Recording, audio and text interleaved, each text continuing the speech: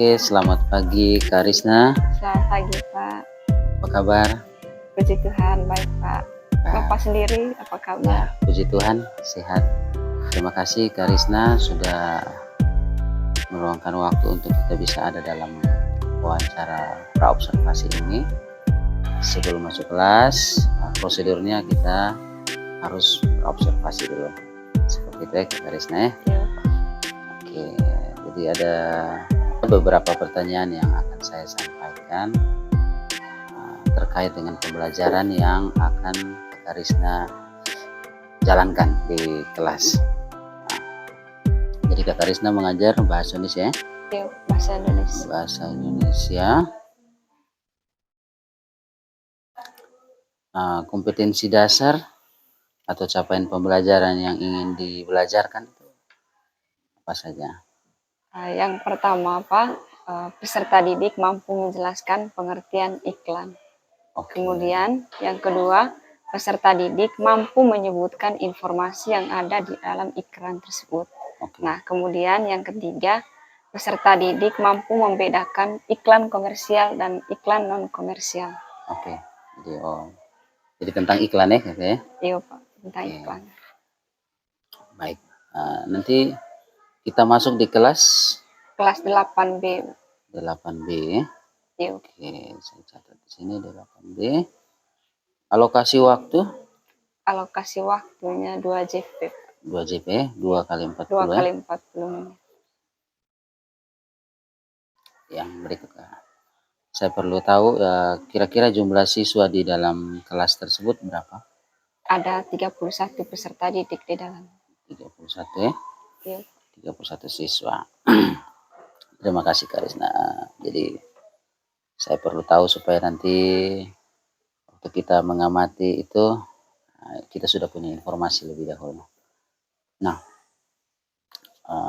topik pembelajaran tadi tentang iklan.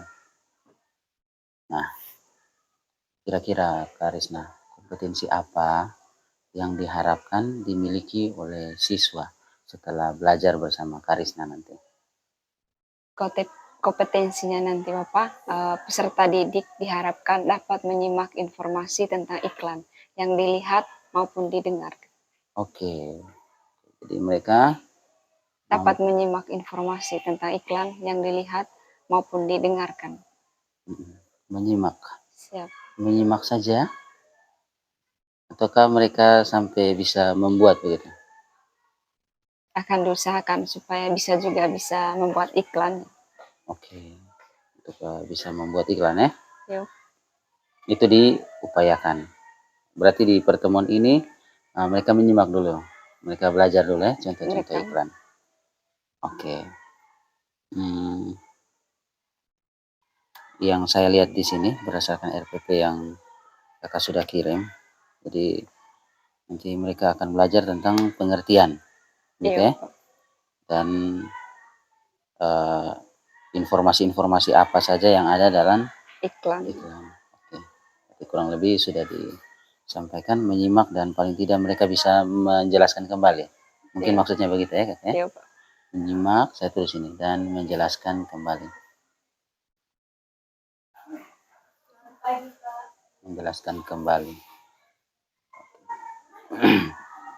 Nah, yang berikut. Nah, setelah nanti dibelajarkan tentang iklan, mereka menjelaskan itu, kira-kira nilai-nilai apa saja yang akan dikembangkan di situ, sehingga siswa bisa memperoleh nilai-nilai tertentu. Nilai-nilai yang dikembangkan dari peserta didik nanti Bapak berdasarkan profil pelajar Pancasila. Di sini saya mengambil gotong royong.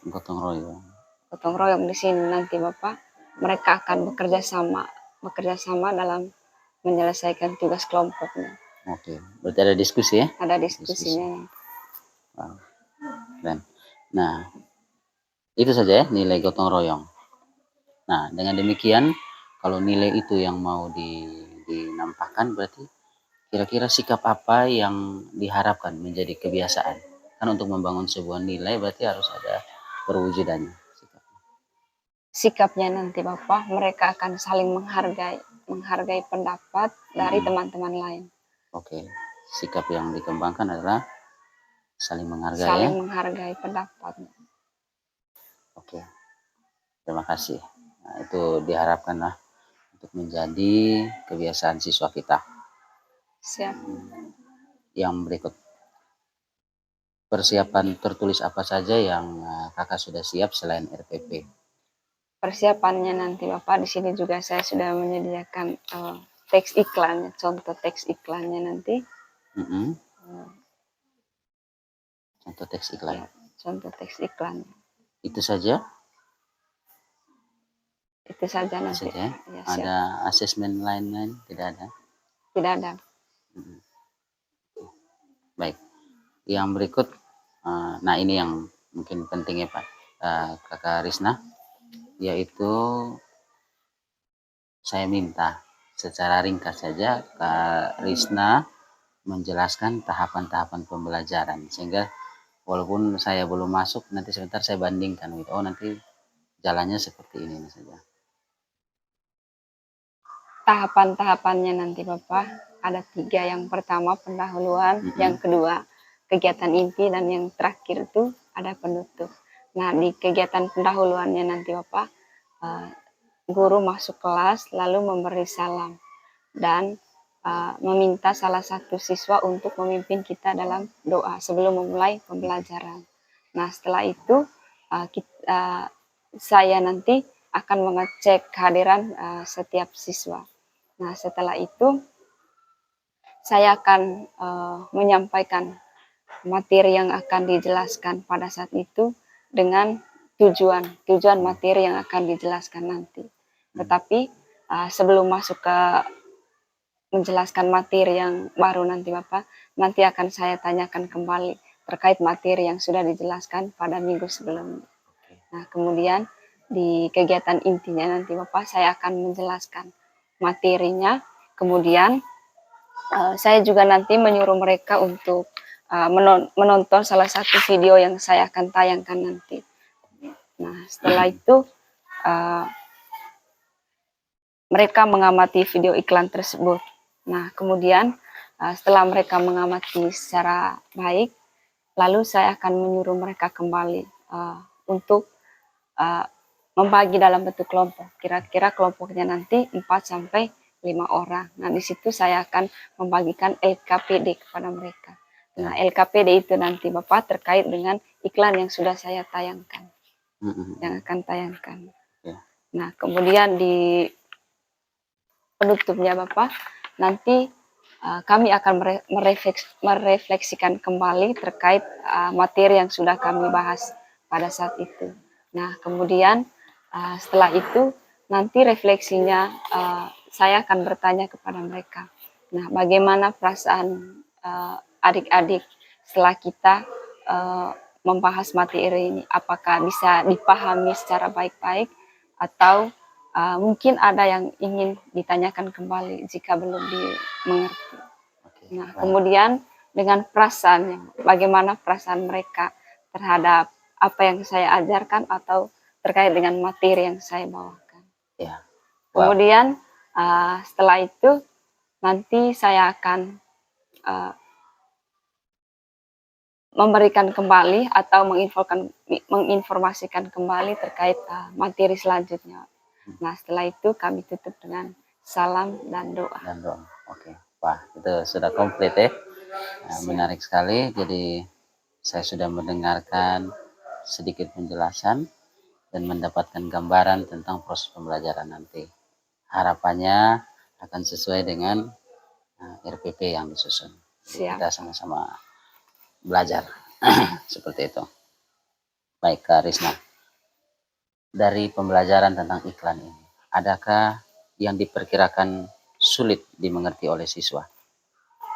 Perkiraan yang sulit nanti, kalau dari saya Bapak, mungkin mereka nanti pada saat membuat iklan. Kira-kira sulitnya di mana tuh?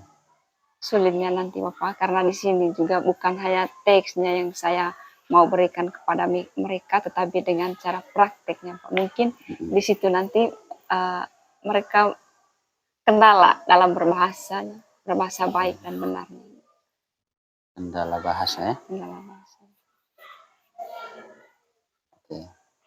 Itu dari segi siswa diperkiraan ya. Diperkirakan seperti itu. Adakah dugaan ada kesulitan dari sisi Kak Risna sendiri? Kira-kira ataukah tidak? Kalau dari saya sendirinya nanti Bapak, mungkin apa yang saya ajarkan, karena jujur saya sebagai praktek di sini mungkin tidak sama dengan guru yang mengajarnya nanti.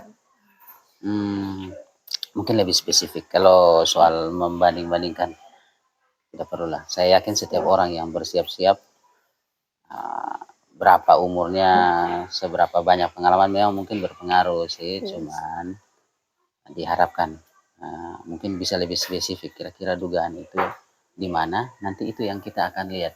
Apakah terjadi atau tidak? Namanya kita guru kan harus bisa membuat prediksi-prediksi.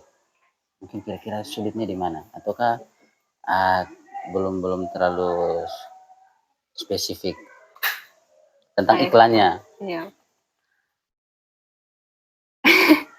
Tidak ada ya?